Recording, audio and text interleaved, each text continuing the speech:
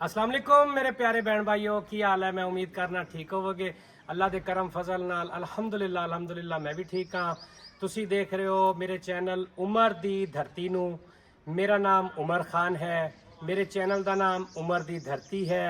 मेरा phone number है 0300 732 8341 और अल्हम्दुलिल्लाह अल्लाह दे करम फजल दे नाल बिल्कुल मेन रोड दे बिल्कुल नाल एवं 2 मिनट की मुसाफियत के उत्ते गैस वाला मकान लैके 3 मरले का और बिल्कुल reasonable price they which gas का मीटर बहुत लोगों की डिमांड है। गैस का मीटर वाला मकान दिखाओ।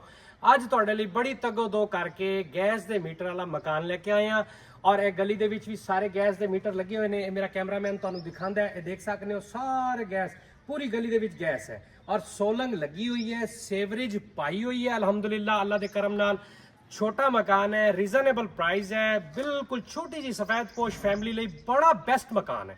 ठीक हो गया जी, आओ तुहानू चल के अंदर विजिट कराने। आजो जी। थोड़ा जा मतलब लंबाई दे विच है।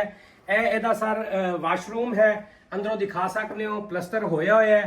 ਇਹਦਾ माशाल्लाह उतो छाते टस्सू टैल का काम सारा ओके है। ਇਹਦੀ सीवरेज चालू है और उस तो बाद मोटर की जगह है, मोटर भी उतार ली गई है, बोर होया होया है।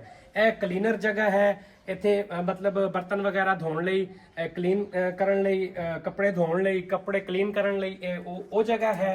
उस तो बाद ਇਹਦਾ फर्श जिहड़ा है वो नहीं लग्या होया, वो कच्चा है। उस तो बाद ਇਹਦੇ गैस की पाइपलाइन भी तोड़ इत्थों तक पाई हुई है। इस तो बाद तुसी अपनी मर्जी नाल इहनूं अंदर एडजस्टमेंट कर लोगे। ਇਹਦੇ ਵਿੱਚ कमरे 2 ने, मेन कमरे ने और आजो चल के तुहानूं दिखाने हैं। और ਇਹਦੇ ਵਿੱਚ एक सुहाने का पौधा भी लग्या होया है।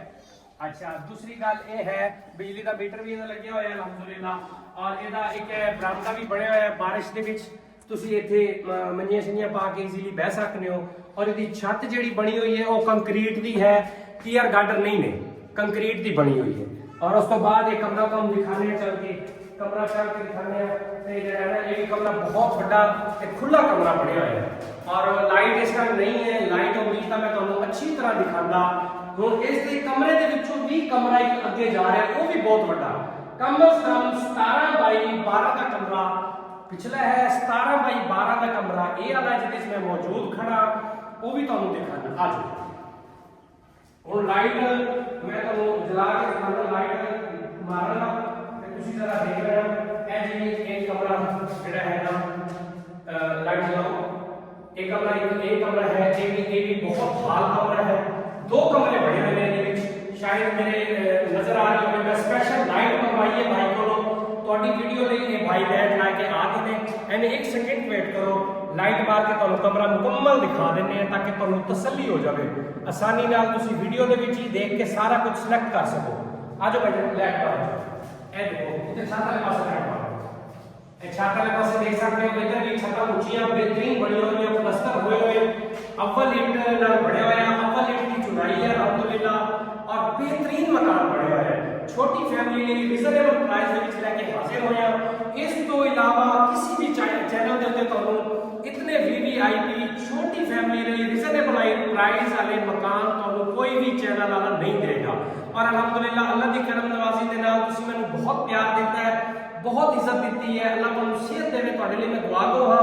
उस तो बाद जिहड़ा है मेरी कोशिश ये होती है कि मेरी मजदूरी यही कुछ होती है कि तुसी मेरे चैनल को सिर्फ सब्सक्राइब करना है, लाइक करना है, उस तो बाद तुसी शेयर करना है अपने दोस्तों च। उस तो बाद मैं जनाब होरों को इजाजत लांगा। ठीक हो गया जी। जिस भैन भाई को चाहिए होवे वो मेरे नाल डिस्क्रिप्शन च राब्ता कर सकता है, मैं उसकी खिदमत करांगा इंशाअल्लाह। बाकी अल्लाह पाक खैर करेगा। ठीक हो गया जी, अल्लाह हाफिज।